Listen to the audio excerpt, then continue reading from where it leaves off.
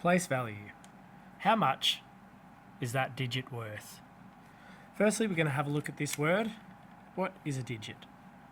Well, a digit, another name for a digit, is a number. And I can write a number like this.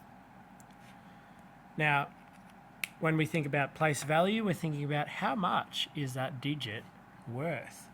Because depending on where it is in a number, tells us how much it is actually worth. And in this case, it is worth 3 units or ones. Now we can use these unit blocks to show all different numbers.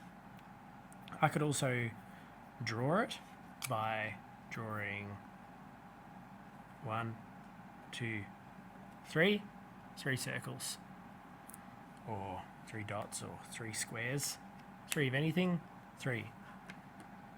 Now, I could keep using these blocks and I could count them out. 1, 2, 3, 4, 5, and if we have 5 more, 6, 7, 8, 9, 10. That's 10 blocks. But to make it quicker for myself, instead of using 10 of these, I could just use a stick or a rod, or we can call it a 10.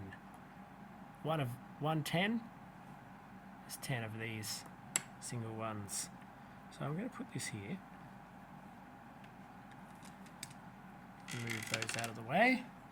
So what we have here is 1. Well, that's our digit, 1. But we can already see that this is much more than this. So the value of this digit is greater than this. And that's what we mean when we talk about the place value. Depending on its place, tells us the value of the digit. So I could draw this using a stick like that. So I could, instead of using my blocks to show my number, I have a stick and 3 dots, which shows me it's 1 10 and 3 ones. But let's keep the blocks here for now. I'm going to put it over the top of this one. Maybe up the top here, let's write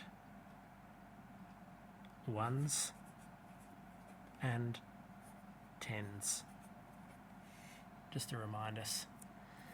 Now, just like with the 1s, if we get 10 of these sticks, 10 of these 10s, we have 10, 20, 30, 40, 50, 60, 70, 80, 90, 100. And just like with our little blocks, we can use something else. Instead of counting all the way to 10 every time, we can use a flat. Here it is, flat. And it is made up of 10 10s. And we can use that. I'll get rid of these again. We can use that to show 100s. So maybe I'll put it just here. So we've got our 110, and we've got our 100, and we have our 3 ones. Now we can add a few more hundreds. Let's just add one more actually.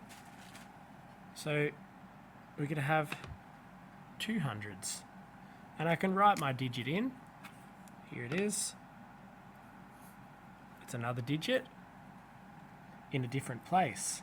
So we have our 200s, our 110, and our 3 ones, and that makes the number 213.